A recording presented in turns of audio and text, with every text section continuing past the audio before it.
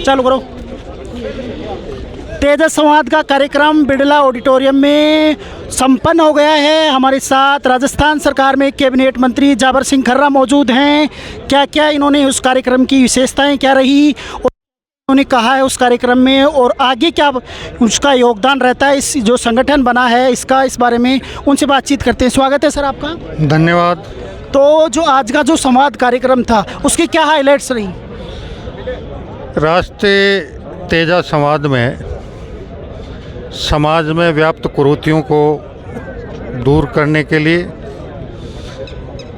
सद शिक्षा और सद संस्कार का समाज में प्रचार प्रसार हो और हर परिवार के अभिभावक मुखिया अपनी भावी पीढ़ी को सद शिक्षा और सद संस्कार दिलाने में किसी प्रकार की कोताही नहीं बरतें, और उसके अलावा सामाजिक समरसता बनाए रखने के लिए समाज के सभी वर्गों के साथ, क्योंकि राजस्थान का सबसे बड़ा समाज है, उसे पहल करनी चाहिए और सभी समाजों से सामाजिक समरसता सद्भाव का। तो जैसे अभी मैं सुन रहा था, आप जो भाषण दे रहे थे उसमें आप बता रहे थे कि समाज को जो एक कल्चर पैदा हो गया है रड़क निकालने का, तो उससे थोड़ा बैकफुट पे आना चाहिए। ये किस तरह का मैसेजिंग थी आपकी, जो उस माध्यम से क्या कहना चाह रहे थे? मैं समाज को क्या सभी को यही कहना चाहता हूँ कि आज समाज में एक दूसरे को नीचा दिखाने की उसी प्रवृत्ति बहुत ज़्यादा बढ़ी है। बराबर का भाई या बराबर का पड़ोसी अगर प्रगति कर रहा है, तेज़ी से विकास कर रहा है, तो हमें उससे ईर्ष्या रखने के बजाय, उसकी टांग खींचकर नीचे गिराने के प्रयास के बजाय, हमें प्रयास ये करना चाहिए कि हम भी और मेहनत करके उसके बराबर ही नहीं उससे आगे निकलें। तब तो हमारी मानव जीवन की, इंसान रहने की सार्थकता है। और अगर हम उसके प्रगति से अंदर ही अंदर जलकर और उसे नीचा गिराने का प्रयास करें, तो ये समझता हूँ कि मैं किसी भी मानव के लिए उचित नहीं है। तो जैसे इसमें अक्रॉस द पार्टी लाइन सब पार्टी के नेता थे, जो कांग्रेस से भी थे, आरएलपी से भी थे, सब तरह के लोग थे, उनमें किस तरह एकजुटता आगे इस संगठन को लेकर रहेगी? और जो सामाजिक मुद्दे हैं उनमें आपसे एक रिक्वेस्ट भी करी है, जो यहाँ ज़मीन अलॉटमेंट की, तो उस पर क्या आप कार्रवाई करेंगे?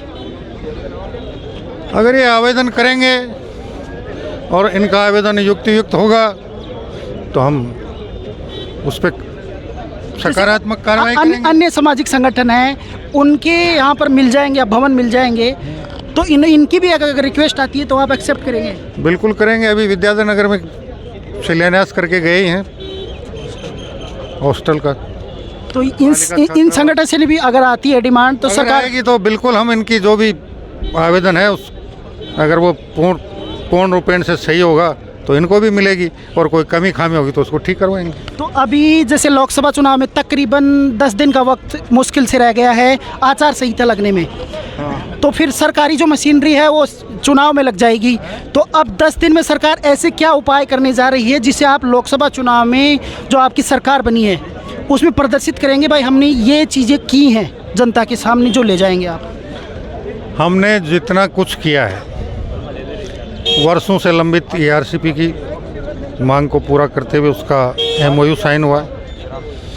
हमारे सीकर, झुंझुनू, चूरू में यमुना जल के पानी की जो वर्षों की मांग थी उसका MOU हुआ है। और अब आगे हम प्रयास करेंगे कि राजस्थान की इस प्यासी मरुधरा को, चाहे नदियों को आपस में जोड़कर या सतलुज यमुना लिंक नहर का काम पूर्ण करवाकर सरसब्ज करें। उसके लिए ये 2 काम होने के बाद अब चुनाव बाद प्रयास हो। तो तकरीबन टिकटें कब तक, शायद मेरे को लगता है राजस्थान की तकरीबन कल टिकटें फाइनल हो गई हैं, आज शायद नाम हो सकती, कुछ हो जाएंगी, तो कहीं कोई समस्या नहीं है। और आने वाले चुनावों में प्रदेश की जनता 2014 और 2019 से भी भारी मतों से भारतीय जनता पार्टी को आशीर्वाद। तो राजस्थान में कितनी सीट उम्मीद कर रहे हैं? पिछला जो ट्रैक रिकॉर्ड है उसको बरकरार रखेंगे?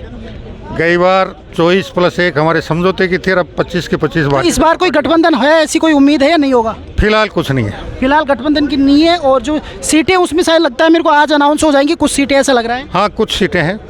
जिन पे आज अंतिम निर्णय हो सकता है। तो मेरे का इंटरेक्शन कैसा लगा, आप दर्शकों से रिक्वेस्ट कर दीजिए मेरे चैनल को सब्सक्राइब करें।